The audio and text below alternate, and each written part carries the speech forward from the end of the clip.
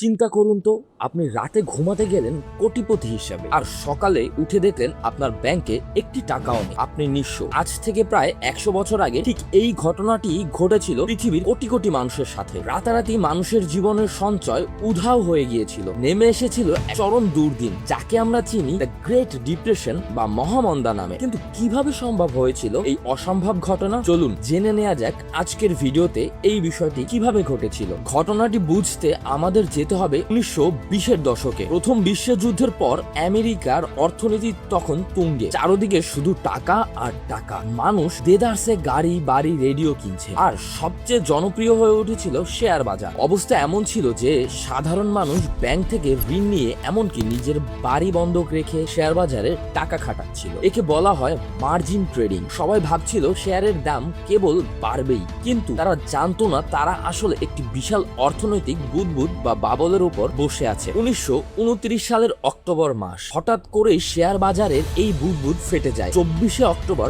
Black Thursday, এবং ঠিক কয়েকদিন পরেই 29শে অক্টোবর, যা ইতিহাসে ব্ল্যাক ওয়েডনেসডে নামে পরিচিত। এই কয়েকদিনে শেয়ার বাজারে ধস নামে। বিনিয়োগকারীরা ভয়ে একযোগে তাদের শেয়ার বিক্রি করতে শুরু করে, কিন্তু কেনার মতো কোনো ক্রেতা ছিল না। মাত্র কয়েক ঘন্টার মধ্যেই বিলিয়ন বিলিয়ন ডলারের সম্পত্তি কাগজের টুকরোতে পরিণত হয়। আসল ধাক্কাটা আসে এরপরেই। শেয়ার বাজারে লস খেয়ে মানুষ যখন আতঙ্কে ব্যাংকে দৌড়ায় নিজের টাকা তুলতে, তখন দেখা যায় আর এক বিপর্যয়। ব্যাংকগুলোর কাছে মানুষকে দেওয়ার মতো কোনো নগদ টাকা ছিল না, কারণ ব্যাংক সেই টাকাগুলো অলরেডি শেয়ার বাজারে খাটিয়েছিল। ফলে হাজার হাজার ব্যাংক রাতারাতি দেউলিয়া হয়ে বন্ধ হয়ে যায়। মানুষের সারা জীবনের জমানো টাকা আক্ষরিক অর্থেই উধাও হয়ে যায়। টাকা উধাও হওয়ার পর শুরু হয় আসল দুর্দিন। ব্যবসা বাণিজ্য বন্ধ হয়ে যায়। আমেরিকা এবং ইউরোপ প্রতি 4 জনের মধ্যে চাকরি হারায় একজন, এবং বেকারত্বের সংখ্যা বেড়ে যায় 25% বেশি। খিদে আর দরিদ্রতা গ্রাস করে পুরো সমাজকে। মানুষ রাস্তার লাইনে দাঁড়িয়ে একবেলা খাবারের জন্য অপেক্ষা করত। এই মন্দা শুধু